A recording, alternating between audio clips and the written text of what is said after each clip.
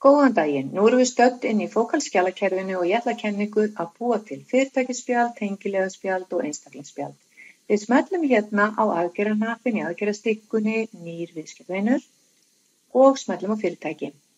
Hér sjáum við að við erum með hnapp sem heitir já.is og ríkisskattstjóri. Þannig að ef ég er með fyrirtæki sem er skráð á já.is eða hjá ríkisskattstjóra og mér vantar frekar upplýsingar, þá smelli ég bara á þessa hnappa hér og hér sjáum við að það er líka flýtihnappur yfir til ríkisskattstjóra ef við erum að leita sérstaklega kennitölunni.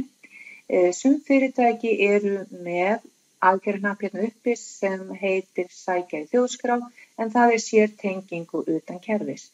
Síðan förum við yfir þá reiti sem við viljum mögulega skrá fyrir þetta fyrirtæki. Heimilisfang vilja nú flestir hafa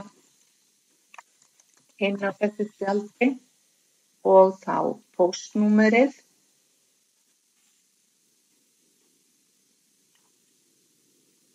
Kennitöluna vilja sumir hafa, stundum með viðskiptanúmer og símanúmerið vilja flestir hafa. Við gætum viljað hafa hér í flokkun tengingu við einhvern markhóp og ef við veljum markhóp hér þá mun hann erfast yfir í tengiliðaspjöldin sem að útbúin eru og tengjast þessu fyrirtæki. Það er ekkert hér í starfsmenn vegna þess að við erum ekki ennþá búin að stofna neinn tengilið. Þá er það bara vista og loka.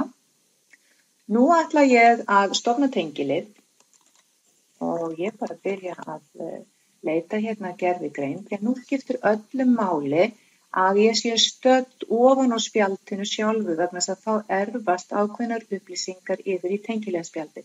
Þannig ég er stödd hérna á spjaldinu sjálfu sem sýnir íkonið. Ég fer aftur í nýr viðskiptavinur og vel tengiliður.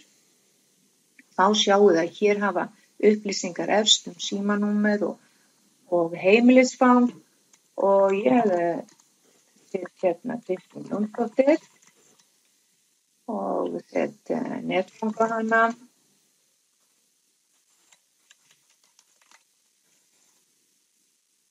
Og aðrar upplýsingar eins og til dæmis titil vil ég gjarnan hafa, hún er verkfræðingur og ég vil gjarnan setja hana í einhvern markhóp.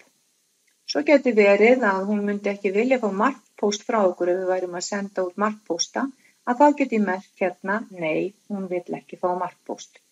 Nú ætla ég að vista og loka.